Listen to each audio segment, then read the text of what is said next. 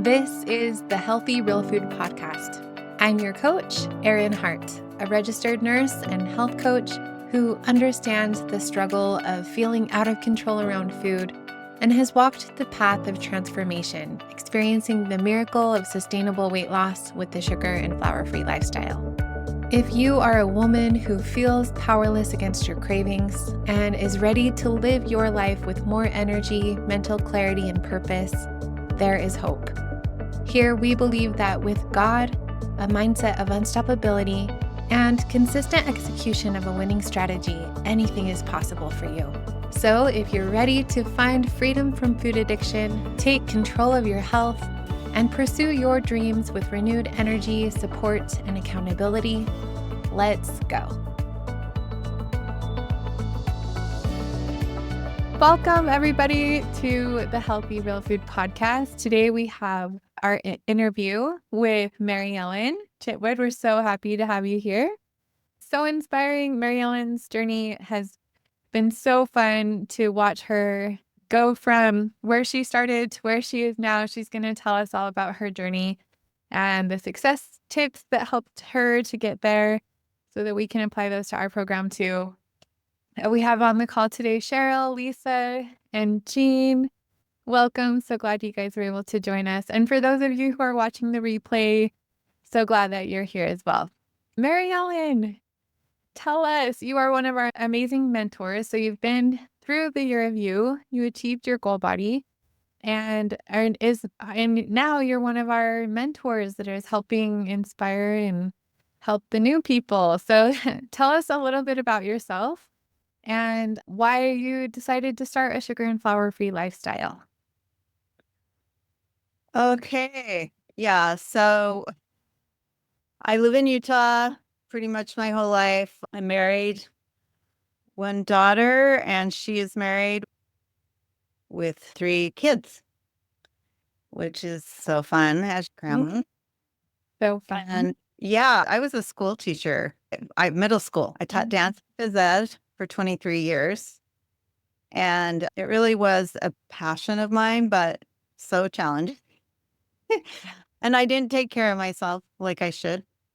And I got really sick. And I'm going to cry. It was life-changing, really.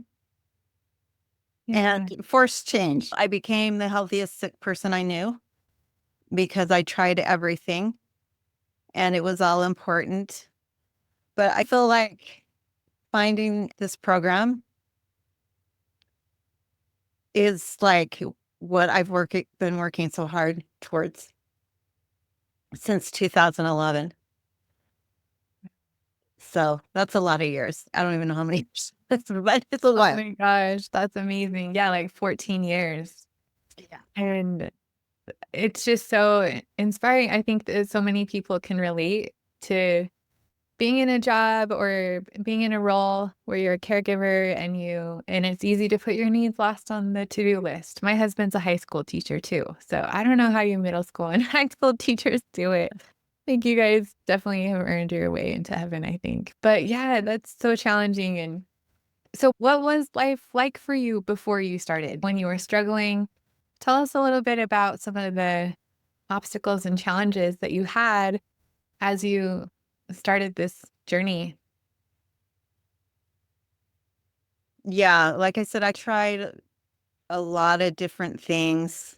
I would get pretty healthy habits going, but I didn't sustain because I am a person, and maybe most people are this way. I know I am. I need and I thrive on accountability and experiencing something in a group is so important, but I can get it out and do it on my own with some accountability, but it just usually didn't last. And I've shared this before, like I tended to use exercise as a way to control my weight. And then I hit 60 a few years ago and my joints just couldn't handle it anymore. And so I was in adrenal fatigue a lot because I would over exercise because I really do love to exercise. I'm a little bit of an adrenaline junkie, but to an not super unhealthy or anything, but I think it was a little unhealthy at times. My mindset, and I think I gave up things because of all the time and energy. So I did a lot of yoga, really got into that. Yeah, I did a lot of cleanses. And a lot of times it was for pathogens and viruses. But then there was weight loss with it, which was always a plus. And this is like before you found the sugar and flour free lifestyle. So these are all Correct. things that, yeah, that because I was like that too. I was always trying to like work out my way to like weight loss and like with exercise and that, yeah, it really changed my mindset when I started to realize really that weight loss happens in the kitchen. Yeah. And I knew that for a lot of years. Because I remember someone saying to this, that what you eat is like the most important thing, the most important thing. And I knew that sometimes it takes a while to get there.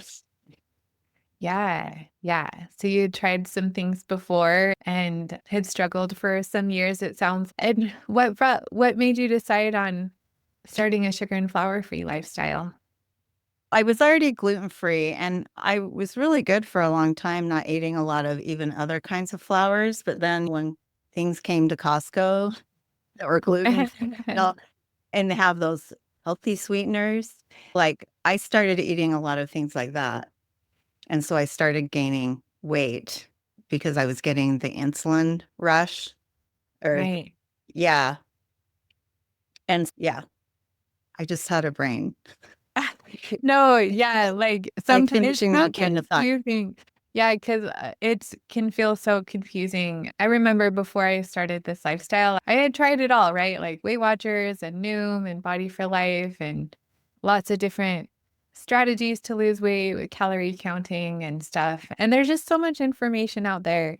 And really the problem is not us, right? It's our food supply and even those quote unquote healthy foods at Costco that have that are gluten free or have healthy sweeteners and stuff, so, quote unquote, right? Those can be so triggering for our brain when we don't take into account like how our brain works, and those can cause that blood sugar spike and insulin release. And so, yeah, just understanding the science of how our brain is blocking us from weight loss, I think is so important. And I Yeah. remember I mean, it's still a processed food. Like it's still, yeah, yeah, exactly. Still processed. So like the flour and sugar and even healthy sweeteners, they can light up that reward center of our brain and our body, even artificial sweetener, our body thinks that is sugar. So it releases insulin into our bloodstream and blocks the hormone that makes us feel full. So just cleaning up our diet and eating whole real food the way that God made it. It's just the best way to heal our brain and our body. So I remember when I first met you, I think I was doing a free challenge or something. And I yeah. remember you attending that. Like, what was something so tell us a little bit about how you transitioned into adopting like the healthy real food lifestyle. Why did you decide to give up those processed foods? Yeah. I was starting to just feel like I was sliding and just needed to find something different to really step up my health. And so one of she's my astrology teacher. She had hired you and she was the first one. I had never heard of like sugar and flour free diet. I'd never heard of that. And she was the first one I'd heard that about. And I'm like, wow, that is a commitment, but that would be so good. If I could do that, that would be amazing. And, Yeah. and so I did the free challenge because she sent that to like her group, which is a lot of people, her Facebook group. And it's a private one. And it wasn't at a convenient time. I think it was like December or something. I don't know. It was a convenient time because it was December right before the new year. But I just remember going, I love the free challenge. I'm like, this is amazing. This is so valuable. This is so worth my time. And then I was like, oh, but if they're not, better not be calorie counting or weighing food. Because I only did Weight Watchers once. And the problem I had with Weight Watchers is they were encouraging you to eat unhealthy food as long as they were a certain amount of calories. That that did not make sense to me. I'm Right. like, you could eat horribly and still be okay with Weight Watchers, like eating Jello and stuff like that. And I'm like, wow. But anyway, and I did have some success on that, but that didn't last. But that's the only time I've really ever in my life counted calories, other than like a gymnastics coach put me once on a calorie counting thing, which was a complete disaster for me, metabolism wise. But so when you said we had to weigh food, that was so hard. But I'm like, okay, I'm just going to try it because you had all the mindset tools and all the emotional tools. And it's okay, I can manage because I've done a lot of mindset work, I've done a lot of emotional work. And I'm like, this is just the key right here is to get my peace with eating and use more of those tools. I love all that stuff. I love all the coaching and the mindset and working through emotions. I'm like, I was scared to death. And of course, my husband was trying to talk me out of it. Cost money. Right. Because that whole mindset of, oh, you can just do it yourself. Right. And I'm like, yeah, no, I can't do it myself. Or I would have by now. But I wasn't really asking his permission either. It was Yeah. my decision, but it was hard. I felt like I was walking to the end of a cliff and had to just take a step. Yeah, stepping into the unknown. And yeah, it can feel so overwhelming. I felt that way too in the beginning when I first heard of a sugar and flour free lifestyle. And for me, like I got to that point where I was just so sick and tired of being sick and tired. And I was just ready to try something that worked. And it seemed like a healthy way. And I didn't know if I could do it forever either. It sounds like the sugar and flour free lifestyle, you had your mindset about that. You understood why that was so important, but it was challenging for you to wrap your head around weighing and measuring your food. I think so many people can relate because it can feel so overwhelming in the beginning. But understanding the science behind it helps so much, right? We teach that in the master class. It's just talking about the science of how our brains block us from weight loss. And by eliminating the addictive foods, it quiets our food chatter in our brain, helps by stabilizing our blood sugars.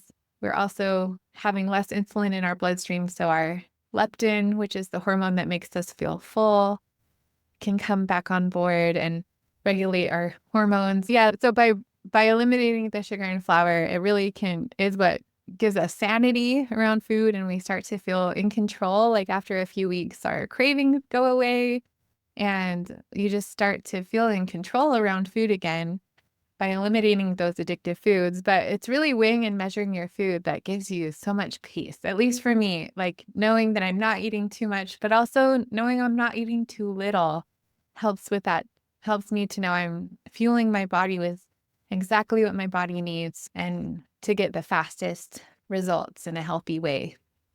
So, what changed for you that helped you to start to have some more peace around weighing your food? What was your experience after you started weighing it? What benefits did you see? It was a lot of trial and error. Like I, with the food, I look at what I eat now and what I ate then, it wasn't as good. So there was that. And then just, I don't know, it just took a couple of weeks to really get comfortable. I think I bought a second scale that I liked better, finding a scale that I really liked. And I think I ended up using the one that you recommended, although I think I already had a scale or something. I don't know. So just getting the right scale and then getting like leaving behind the perfectionism because I was always like, did I weigh that right? Because sometimes I made mistakes in the weighing, either under or over, and with the vegetables especially. And yeah, it was just trial and error. And then just getting over, like, finally realizing making mistakes is part of the process because it's not like I'm on purpose doing it wrong. I made a mistake, I made an error, and I can do it better next time. Yes. Yeah, that's such a important thing to remember is just that mistakes, like just because you slip up, it doesn't mean you should give up. It's a lot of us fall into that all or nothing thinking. But yeah, you have to just ditch the perfectionism and just focusing on progress. But it's so cool that you were able to just like jump in with the program, just trust that it works. Success leaves clues, right? And so when you're developing your winning strategy, you want to look at what people have done that have been successful at what you're trying to do and do what they did. That's the shortcut to success, right? So it's so great that you just kind of put your ego aside and you just followed the plan and tried it out and see how you felt. And so what were some of the benefits that you noticed after you started the sugar and flour free lifestyle? I think about 5 or 6 weeks in. So I started mid-January because it took me like a couple of weeks to clean out my storage, my food storage, and my pantry, and just get all set up and ready until I really started. And I think about 5 or 6 weeks after that, I just went on a small trip with my husband to Vegas. And that was my first time really eating out because the first 5 or 6 weeks, I don't even know if I ate out.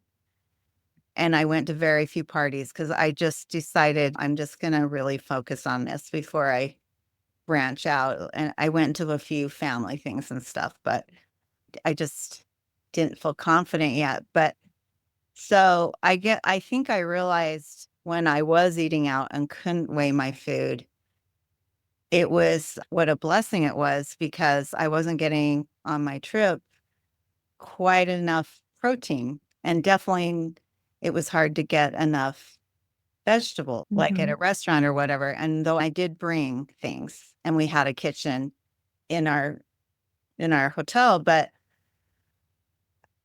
I was so relieved to get home and start weighing my food again.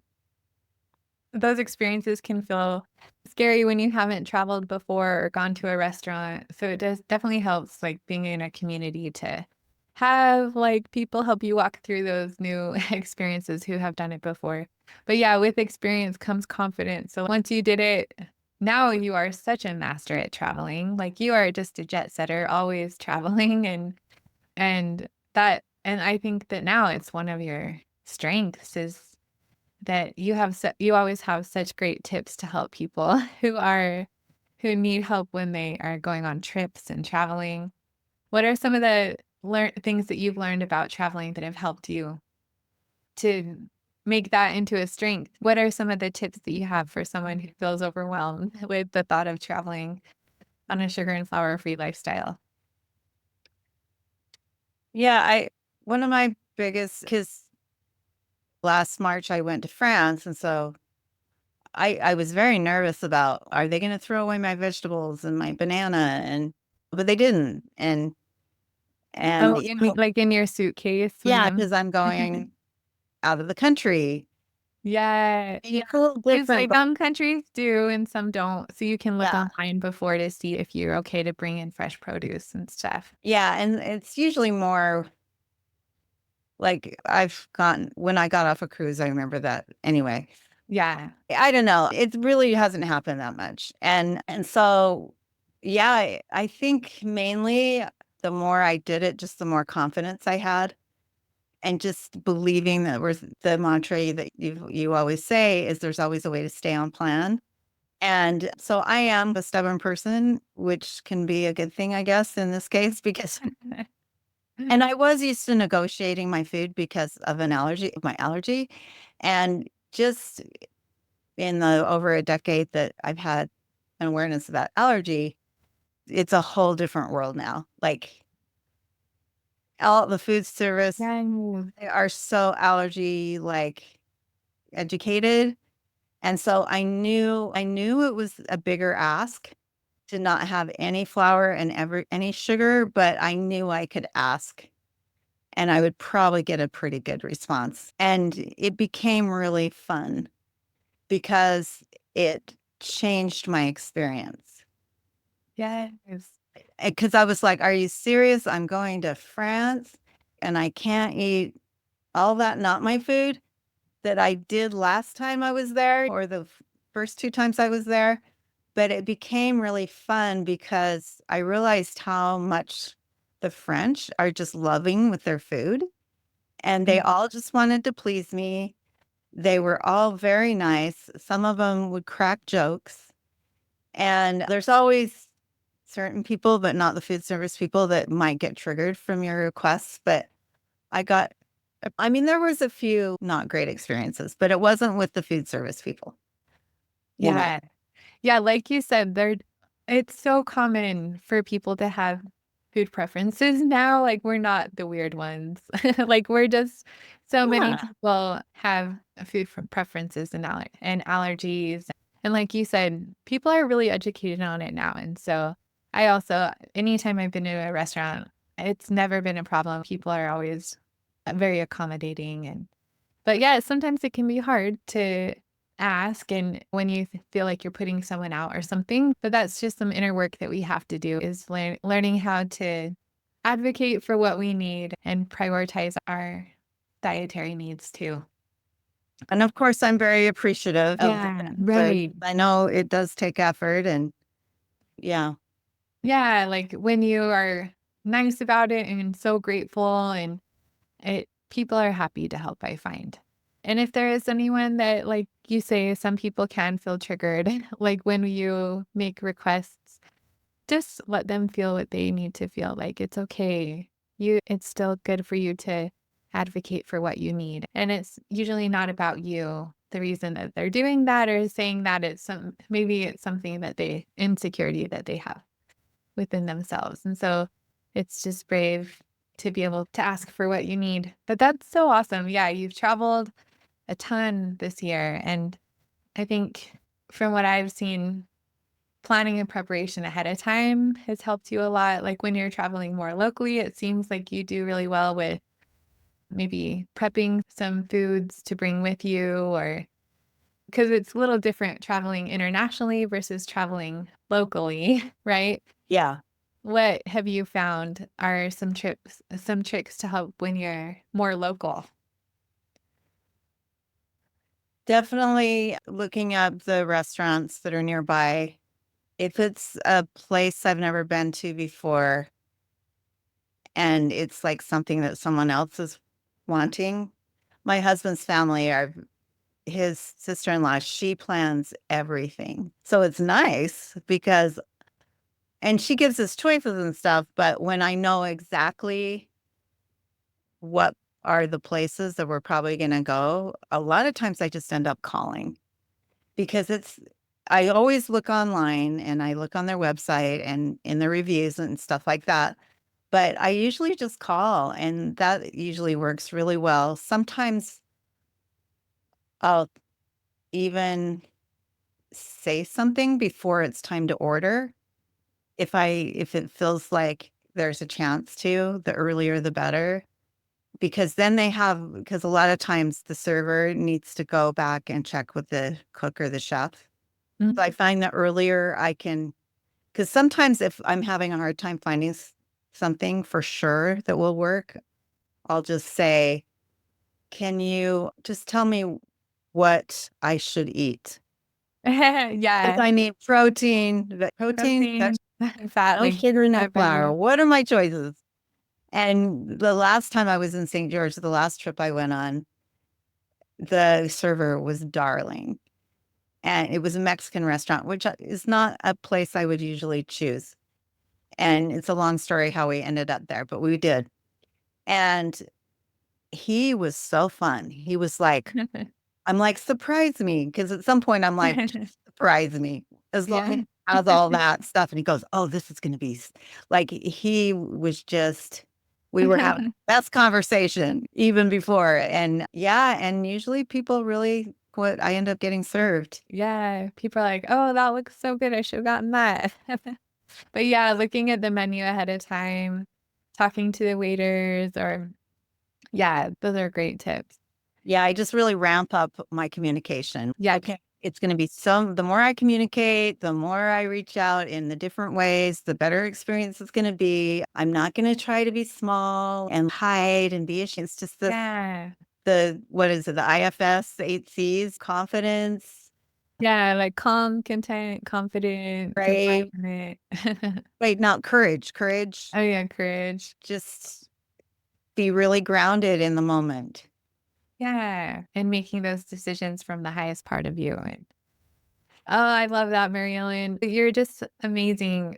So the year of you when you're going from where you are wherever you are when you start, right? To achieving your goal body in between, like the path to success, sometimes we do face that resistance and we can face those challenges. But it's so what I love about your story is just your unstoppability.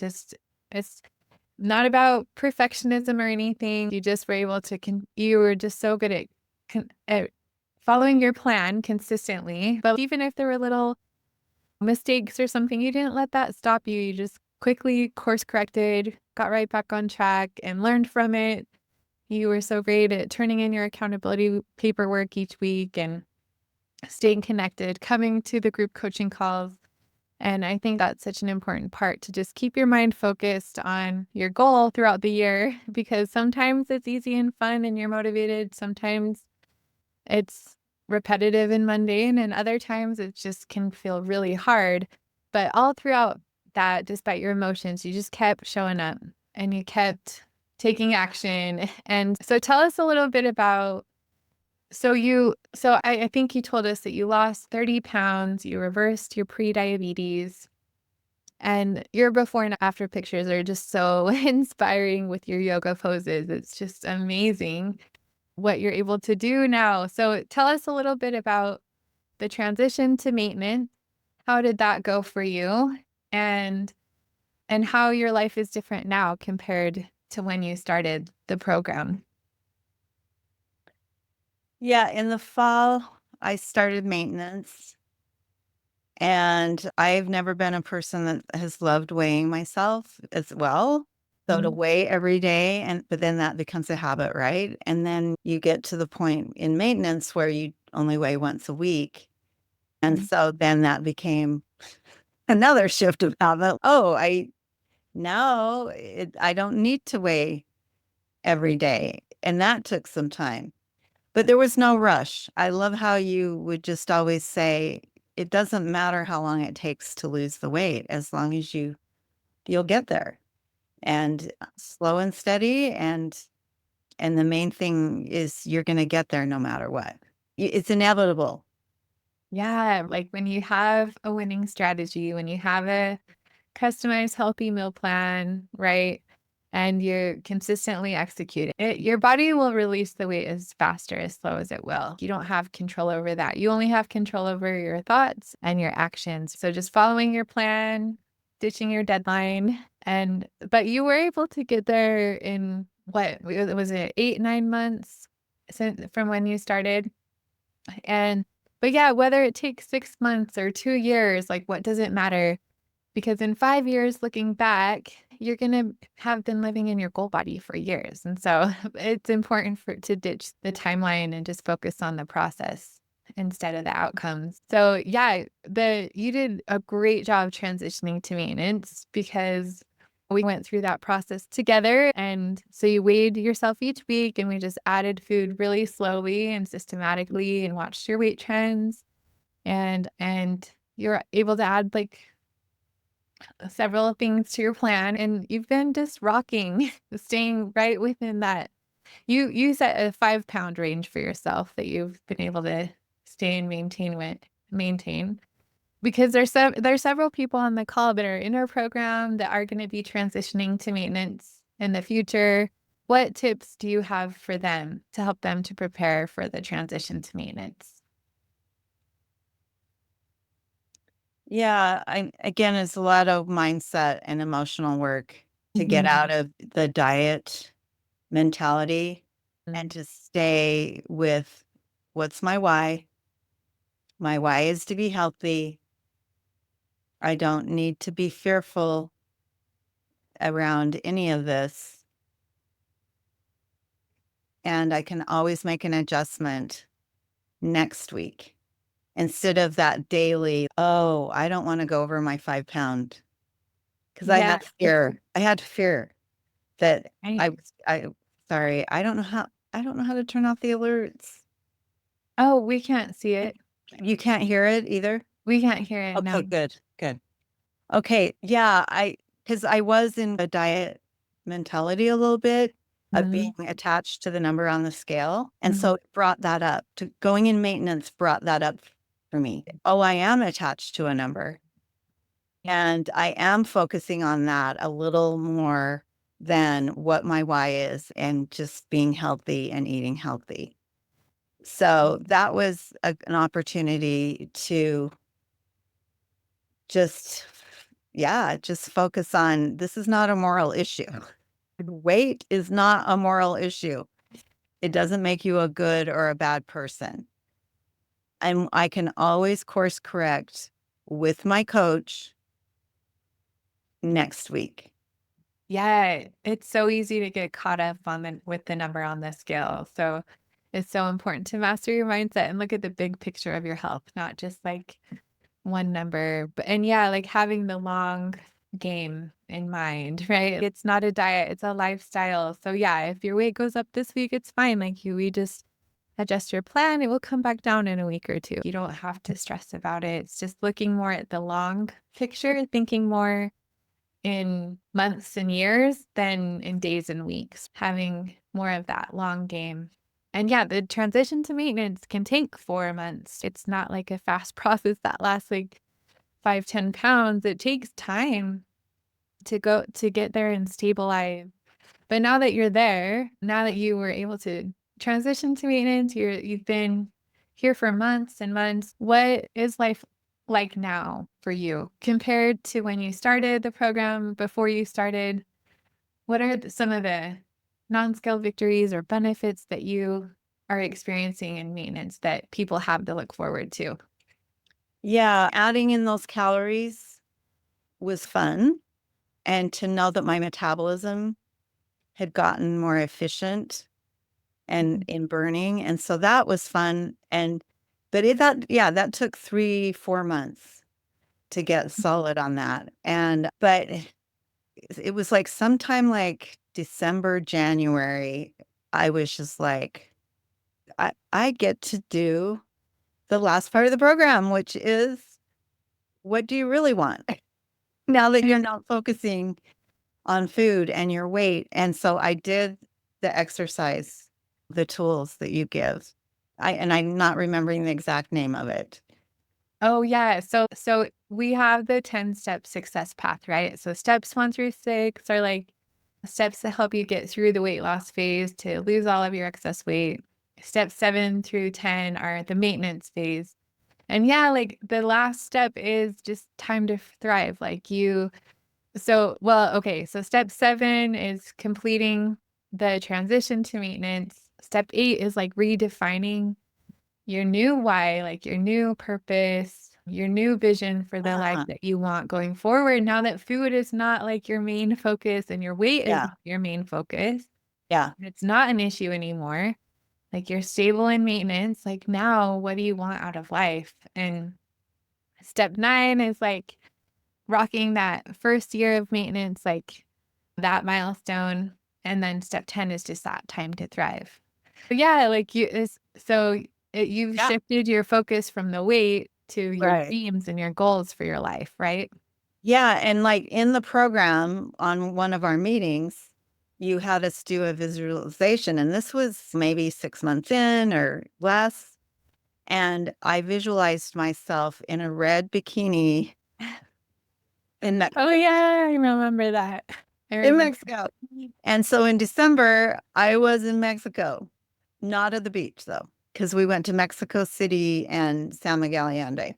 I went with a group, and it was a focus that wasn't beach. But we did go to a hot springs, and I was in my red bikini. Uh, Oh, oh, and I have a picture to prove it. And like in the water though, because we were with yeah. in the water. But so I was like, oh, okay. That's not exactly how I visualized it, but that's good. That works for me. Yeah. Like that's the power of mastering your mindset and doing the visualization while you're in the weight loss phase, right? Like before you where you want to be, it doesn't like what's more important than your current results is your current trajectory. And so if we can get there first in our mind where we're going, where we want to go, where who we want to be, that's what we have to see so clearly in our mind. And so neat that you were able to actualize that and to be able to see that dream come into fruition. That is so fun, Mary Ellen. That's really neat. Yeah. And as one of my goals that I'd been going to do for, I don't know, 7 or 8 years, and I just never had, I used to sing in choirs. And like at the University of Utah, I was in their choir and choir's dancer, but choirs, there's just do something that come from a singing family. I'm not a soloist. I'm a choir Okay. person. And I love gospel music. And I saw this gospel choir probably 7 or 8 years ago. And I'm like, someday I'm going to join that choir. And I would look it up and I never would. And I was like, I have no excuse. Like, I have I no know. more excuses. It's time to thrive. It's time to chase your dreams. Life is so short, right? And Yeah. it's so cool how you joined the choir. And it's just also been neat throughout the year to see because every time we do our group coaching session, we start with wins. And it's just been so fun hearing how your wins have shifted from weight related things or food related to things to just like you actualizing and fulfilling your dreams and your life goals. And that's been so neat to see. Yeah, Mary Ellen, you're just so inspiring, and I'm just so proud of you. I'm so excited for you and happy for you. You are such an inspiration, and it's not always easy, right? Like you've been there, you understand the challenges. What advice can you share with the group that would help them with their program, like specifically for someone who is just starting or someone who may be struggling? What words of wisdom do you have for them? I think the main thing is just work the program. Like, all the tools are there. The group meetings, all the different tools. And you don't have to use them all the time, but every day, all the time, but there's always a tool. Yeah, just and it can feel overwhelming sometimes looking at the course and oh, there's so much stuff in there, but it's like a gym, right? It's like you don't go to the gym and you see all the weight machines and all the treadmills and bikes, and it's like overwhelming. I have to do them all right now. No, you just do one and you just do one today. And you just, yeah, just taking small, consistent steps toward who you want to be just by showing up, doing the success work. Yeah, that's such great advice. And just surrendering to the program, right? Like putting your ego aside, just following the plan, following the fabulous plan, and that's going to help you to get to where you want to go.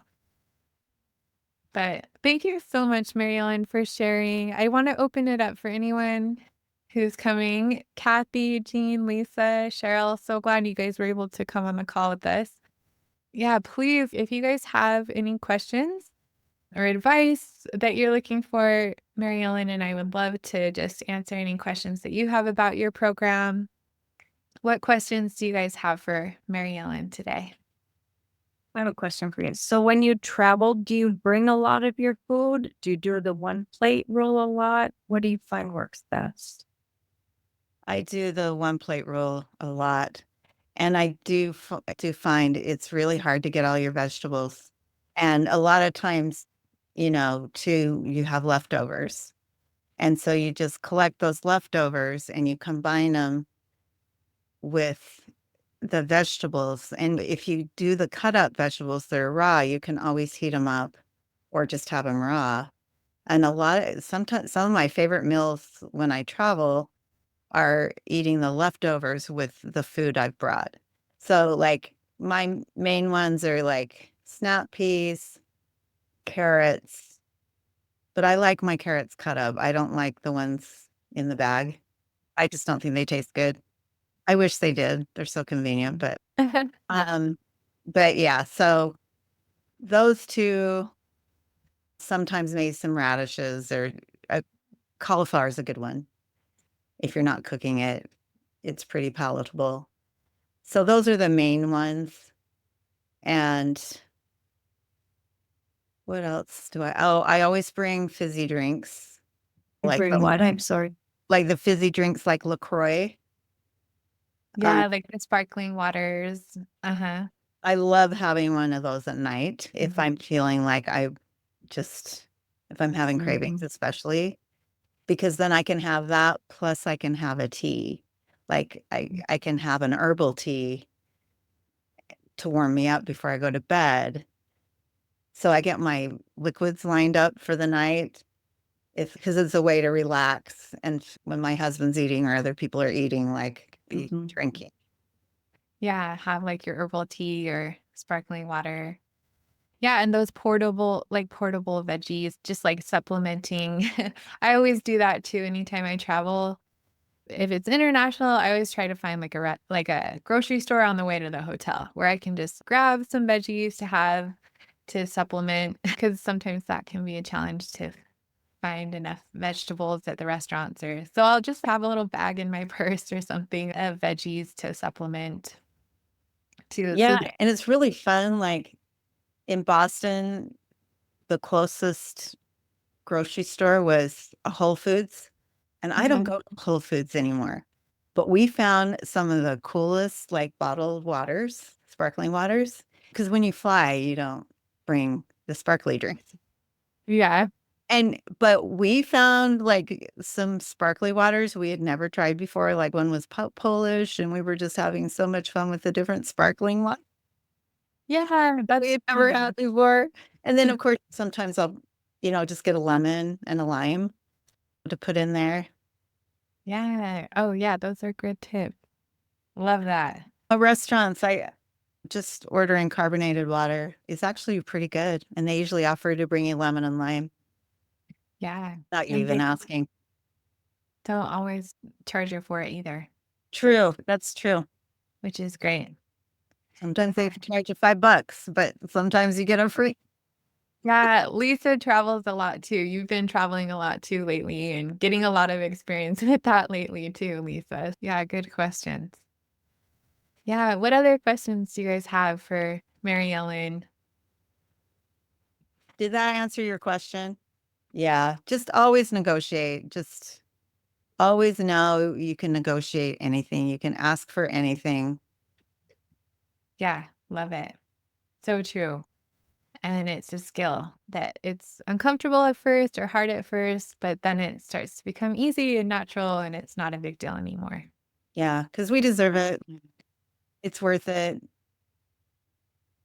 It's Yeah, okay to take up space. absolutely. Yeah. Any other questions you guys have today? I was just wondering how you use the 8 C's, like for food. What did you do either for food? Yeah. So, like internal family systems and like the 8 C's. Is that what you're asking, Cheryl? Like how that helped you there? Brain and all those. Yeah. Like bringing that into your food journey. Have you done a lot of parts work, Mary Ellen? I haven't, but I really identify with the 8 C's because they're always things I'm working on. That's where I want to be in that as soon as possible after I'm not in that. Yeah. So like training your brain and your body to make, that your emotional home. Yeah. Cheryl has been so great she's a great resource for parts work. She's done a lot of that and I love hearing your insights on that, Cheryl. But yeah, I think that parts work can be really helpful because a lot of times the 8 C's are just the highest part of ourselves. It's just calm, confident, compassionate. So it's just like the highest part of ourselves, that's where we want to make our food decisions from. And I have them here. The first one, you did a lot of them: curiosity, compassion, clarity, connectedness, creativity, courage, confidence, and calm. Yeah, so important to try to be in that state. Like during our health journey, a lot of times we live in fear or anxiety or disconnection, but like healing really comes when we are connected and curious. And it's so just like trying to be more in those states as we're going through the health journey will help us with that inner work. But yeah, I love it. Thank you so much, Mary Ellen. I really appreciate your time today. It's just so inspiring, and I just am so proud of you. You're such a great resource. If anyone has more questions, did we miss anybody before we hop off here? And I just want to say thank you guys. I'm so happy everyone showed up. That was made it really fun. And you all, I think I've met you all at some point or the other. You're in a different group than me, but so it's great to see you and that you're in the program. And you, Erin has so much integrity, and I'm going to cry. I'm going to bookend with the crying. I just am so grateful to have found her and this program. We're so fortunate, and it's just rare to find someone with so much integrity. Oh, thanks, Mary Ellen. And it just makes it so much easier to do this hard thing. We're just stronger together, and I appreciate you. That's so sweet. Like it's hard to do this alone, right? Like some people try to do it alone, but I just feel like it's like a rope.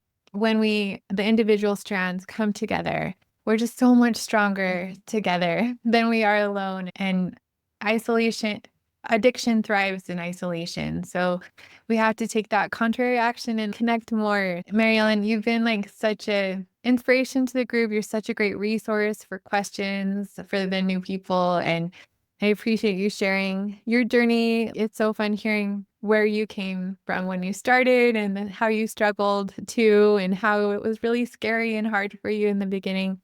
But just how you surrendered to it, you followed the program, and then you just put your head down and wash, rinse, repeat, and you just kept going and course correcting and having that mindset of unstoppability until you achieved your goal. And then you went through that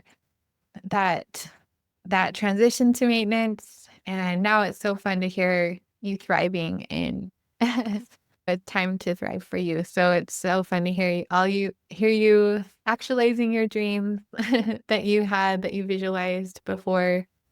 So thank you so much for sharing. I just love you so much. And I love all of you guys. I believe in you guys. Your success is inevitable, right? Mary Ellen said, when you just follow the plan, it doesn't matter how long it will take. Just ditch your deadline, ditch your timeline, and ditch the diet mentality and embrace it as a lifestyle.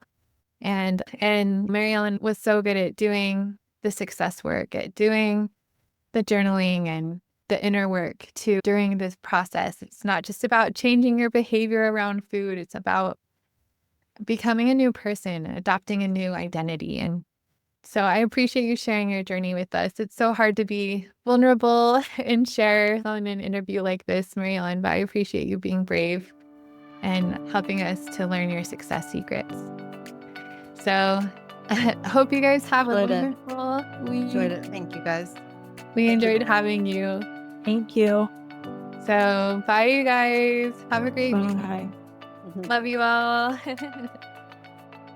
Thanks for listening today. If you enjoyed this podcast, you're going to love my coaching program. If you're struggling with your sugar and flour-free lifestyle and want to lose weight for the last time, I can help you. I guarantee that you achieve your goal body within a year, or I will coach you for free until you do. Just imagine living in your goal body and having peace with food. Your success is guaranteed. To learn more about how to get support, guidance, and accountability so you can find peace with food, achieve your goal body this year, and have more energy, visit www.healthyrealfood.com. While you're there, be sure to sign up for the upcoming free challenge to learn the Success Framework. And click the link to my schedule for a free 30-minute one-to-one coaching call so we can get you started on your success path. You have the power to create the life that you want. This is the year of you. I'm cheering you on. Now go win the day. You got this.